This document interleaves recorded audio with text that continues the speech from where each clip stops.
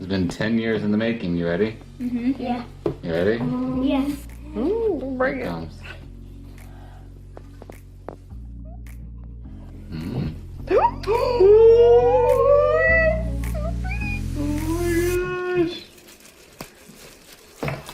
Oh. Wow. Ooh, it's so shiny. So shiny. I can see myself. Wow. That's amazing.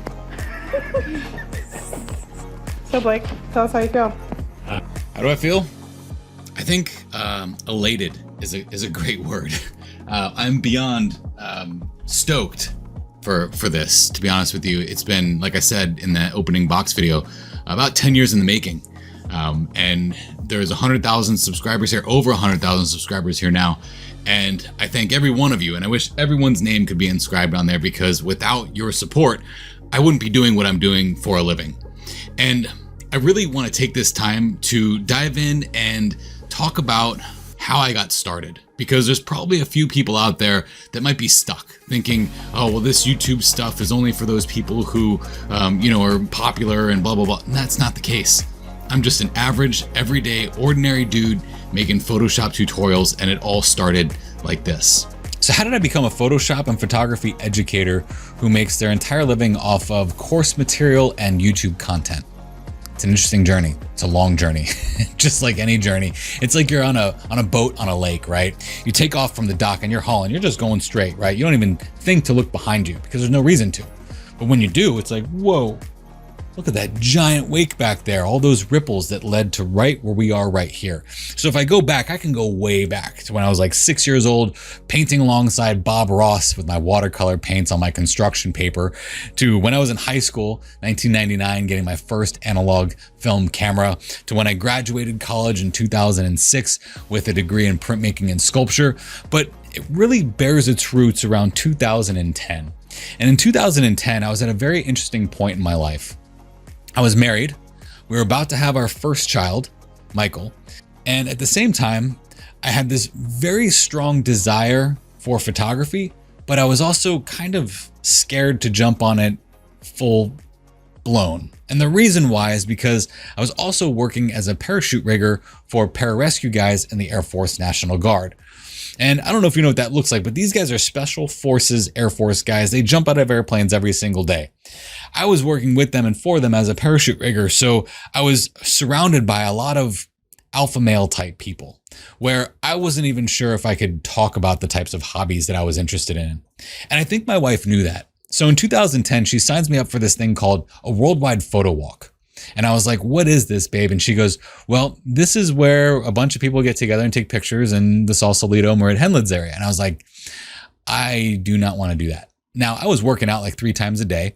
My neck was about the size of my face.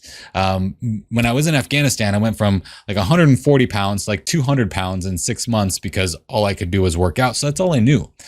So again, here I'm becoming kind of that alpha type male who's like, no, I can't pursue art. There's nothing there for me. My wife says, it's in Sausalito. We'll go eat at this restaurant, maybe stay the night there. And I was like, okay, that sounds like a lot of fun. I just have to get through this photo walk first. So we go on this photo walk and she stays in the car because it's actually pretty chilly in the Merritt Headlands. She didn't have a hoodie with her at the time. So I go out there and I meet this guy who basically is, I don't know who he is. He doesn't have a camera. He just says, my name's Matt. And he's asking me how I'm photographing what I'm photographing. So I told him, I said, this is HDR photography. And I'm giving him this whole long spiel on how it works because I think to myself, well, if this guy doesn't have a camera, he clearly doesn't know how to take pictures of this stuff. So, we're walking, we're talking, we're having a good time. I'm assuming he knows nothing about photography. So he gives me his card and he says, hey, you should go to Photoshop World. You sound like you'd be really interested. And because you're in the military, I could probably get you like a military student discount. I was like, oh, that sounds cool. So I get in the car. My wife says, who is that? I said, I don't know, this guy, Matt. I gave her his card and she goes, well, he looks pretty high up there in something. That's what his card says. I was like, well, whatever. And she goes, well, what did he say? I was like, he said that I should go to Photoshop World. And she goes, what's that? I said, I don't know. It sounds like a nerd convention to me, but you brought me into this. So let's see. So she goes, well, I think you should at least humor him and see what he has to offer. So I sent him an email and said, I'd be interested in this. What does this mean? So he says, it's basically a place where people come together to learn Photoshop. So I drive down to Vegas. The whole way there, I'm thinking to myself, what in the world am I getting myself into? I know nothing about what this whole Photoshop world thing is. But then when I get there, I met who this Matt guy is. So I had to laugh at myself when I found out who he was. So I met him in the lobby. I said, "Hey, Matt, why didn't you tell me who you were?" And he goes, "Blake, I want friends, not followers." So I was like, "Okay, you're cool." So he goes, "You should start an HDR photography blog. You're pretty good at what you do." And I was like, I don't really know what that looks like. So he starts to tell me what a blog is. And I thought blogs were for people that just wanted to hear themselves talk. So I had no interest in doing that, even though you might think that I like to hear myself talk with the length of this story.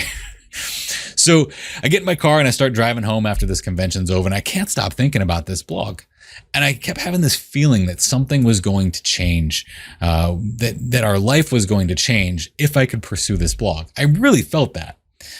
As silly as it sounds now saying that, I went back home to my wife and I said, "Look, I think I'm going to start a blog." And she goes, "Okay, it sounds like fun. What does that entail?" I said, "I don't know, but I think it's going to require a lot of time. And I don't know if I'm going to have as much time to hang out and watch movies and stuff like we usually do. I'm going to have to sacrifice some of that time because I was also working 10 hours a day and about 4 days a week." So she goes, "That's fine. We'll just, use it as an excuse to get out and you can go take some more pictures of things in the area."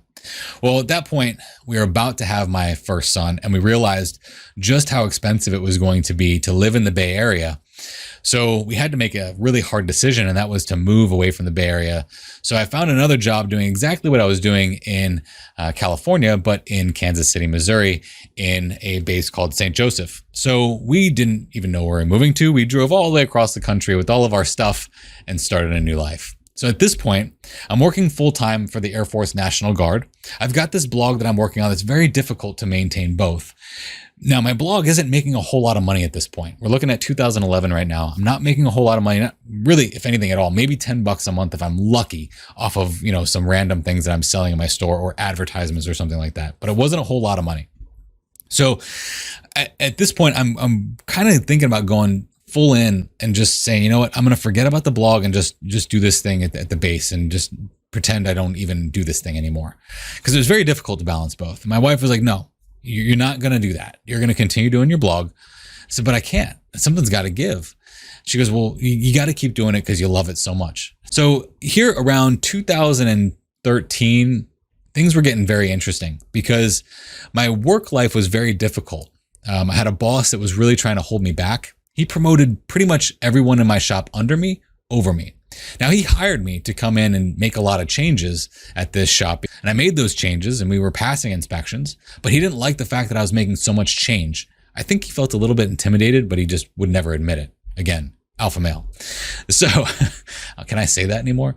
Anyway, so I'm really frustrated. I'm actually starting to doubt my self-worth at this time because I really love what I do over here, but it's not making any money.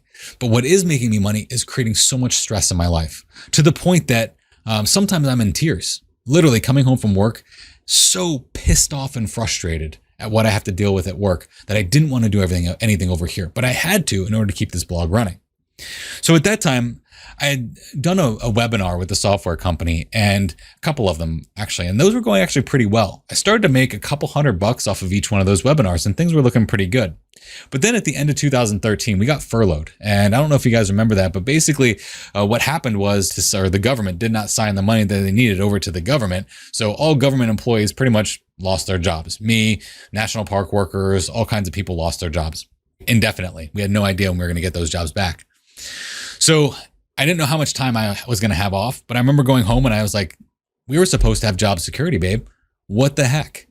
Now I've got no job security. I've got a boss who's out for my career.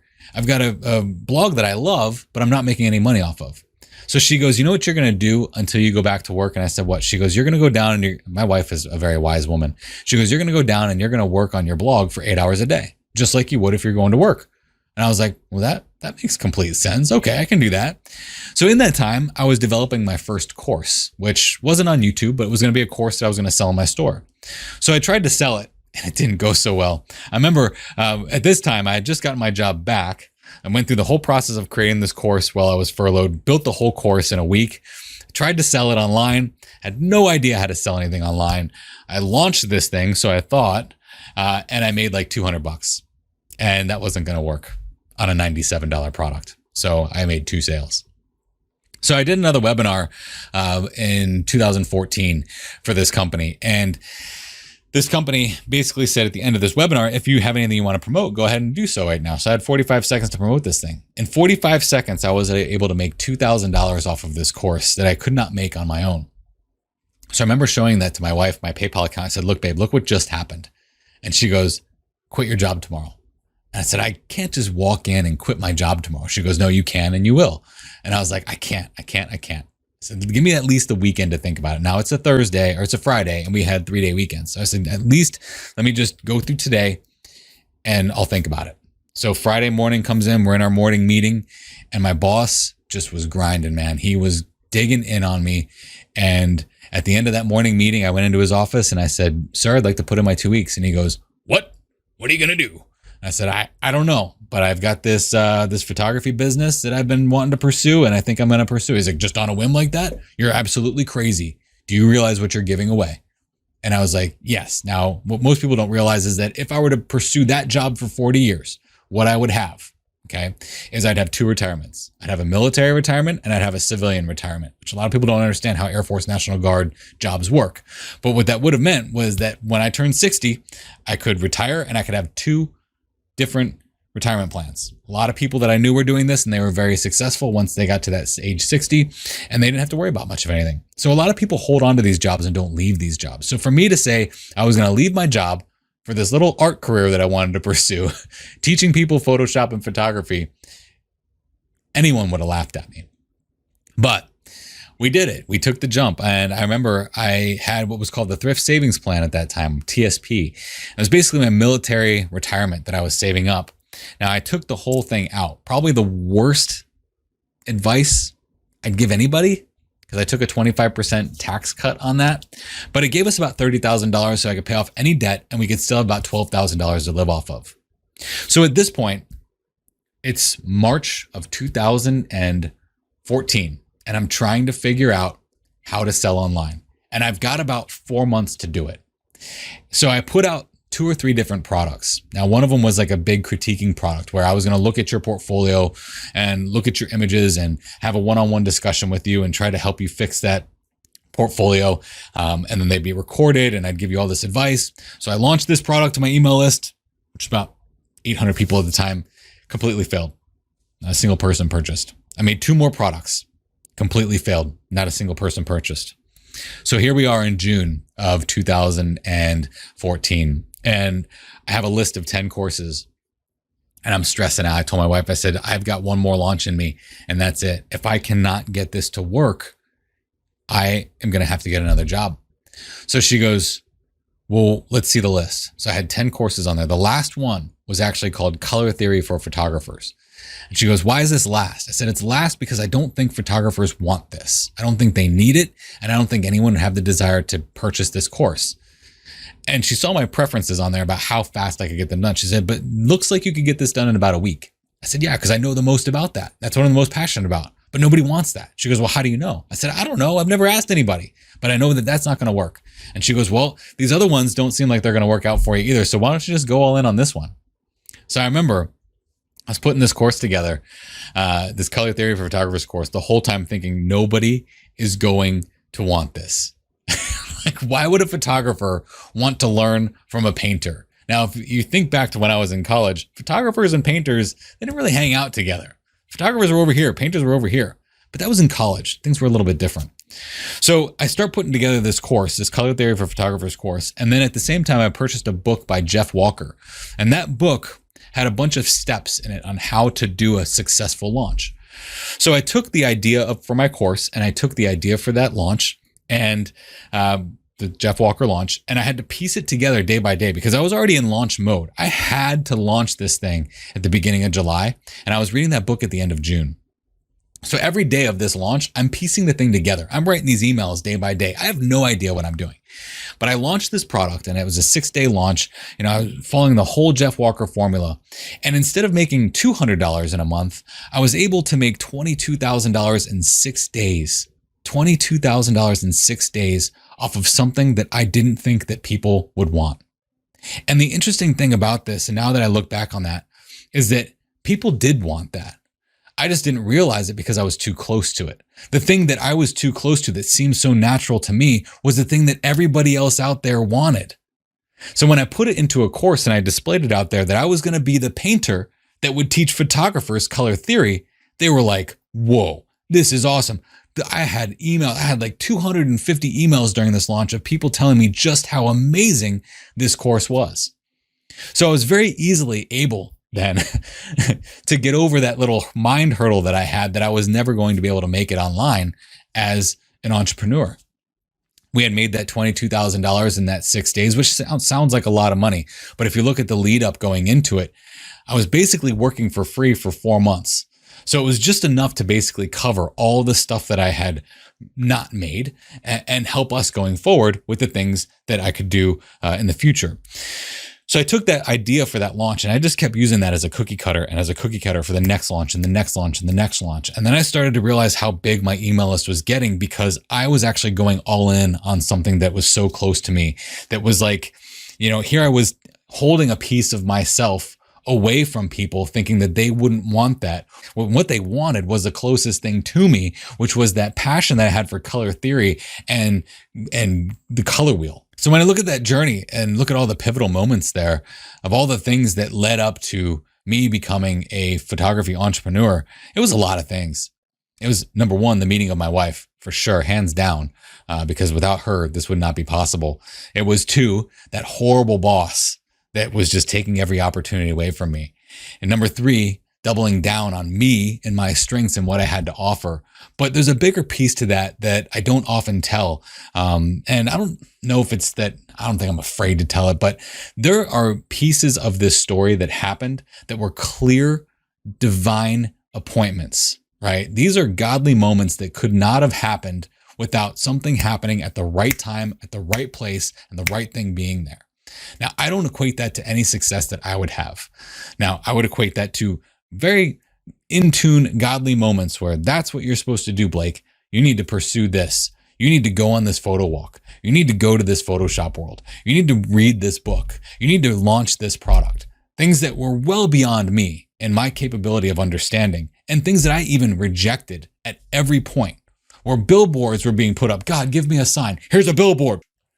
I wasn't looking at them. I wasn't reading them because I didn't think that those were the things that were going to produce success.